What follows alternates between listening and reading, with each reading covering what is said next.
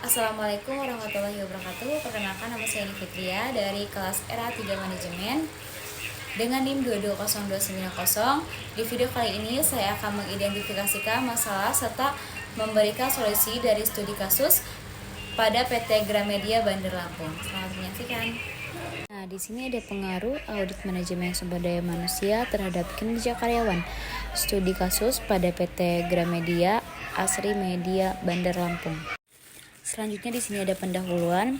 Menurut Tintoman Sagala 2009 dengan judul penelitian pengaruh pelaksana audit manajemen sumber daya manusia terhadap tingkat produktivitas sumber daya manusia pada PT Ultra Jaya Milik Industri dan Trending Komponen TBK menyatakan bahwa audit manajemen sumber daya manusia berpengaruh terhadap tingkat produktivitas sumber daya manusia dengan nilai koefisien korelasi 0,82 yang termasuk ke dalam kategori yang sangat kuat karena berada di antara nilai koefisien korelasi 0,80 sampai 1.00 yang menyatakan bahwa keberadaan audit manajemen sumber daya manusia berpengaruh dalam meningkatkan produktivitas. Menurut Jejeng Red 2011 dengan judul penelitian preskripsi adalah audit manajemen sumber daya manusia terhadap peningkatan kinerja karyawan PT Jasa Marga atau Persero TBK menyatakan bahwa audit manajemen sumber daya yang terdiri dari perencanaan tenaga kerja, penyelenggaraan fungsi rekrutmen, penyelesaian fungsi orientasi dan penyelenggaraan fungsi seleksi serta fungsi pelatihan dan pengembang memiliki pengaruh yang sangat signifikan terhadap kinerja karyawan. Semakin tinggi perbaikan peningkatan audit manajemen sumber daya manusia, maka semakin tinggi juga peningkatan kinerja karyawan. Selanjutnya di sini ada identifikasi masalah. Yang pertama itu ada audit manajemen SDM yang belum optimal, audit manajemen sumber daya manusia yang belum terlaksana dengan baik. Terlihat dari perencanaan tenaga kerja yang kurang matang, penempatan karyawan tidak sesuai dengan bidang keahlian atau latar belakang pendidikan. Yang kedua di sini ada kinerja karyawan yang kurang maksimal.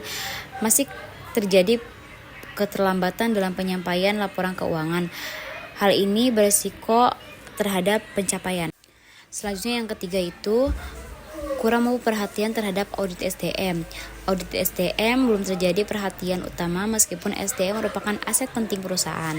Belum ada sistem audit yang secara menyeluruh mengevaluasi efektivitas dan efisiensi fungsi SDM. Selanjutnya di sini ada solusi. Yang pertama itu meningkatkan kualitas audit manajemen SDM.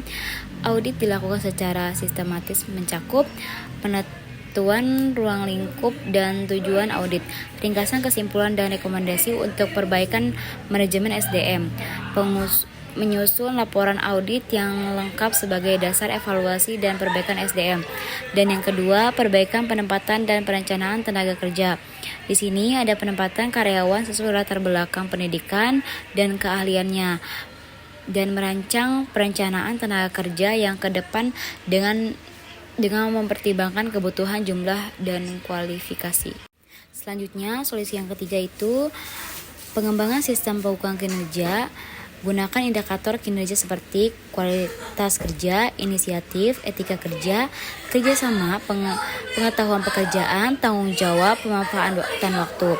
Audit SDM berfungsi memberikan umpan balik terhadap indikator-indikator ini. Dan solusi yang terakhir itu yang keempat dan yang kelima, meningkatkan lingkungan dan motivasi kerja, memperjelas jenjang karir, memberikan rasa aman dalam bekerja, menciptakan suasana kerja yang mendukung pengembangan ide dan kreativitas. Dan yang kelima, penguatan pengadilan internal SDM.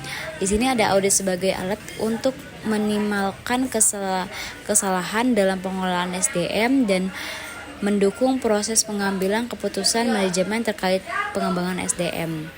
Nah, di sini ada sumber referensi yang saya ambil dari salah satu jurnal studi kasus. Mungkin itu saja yang bisa saya paparkan. Mohon maaf. Terima kasih. Assalamualaikum warahmatullahi wabarakatuh. See you.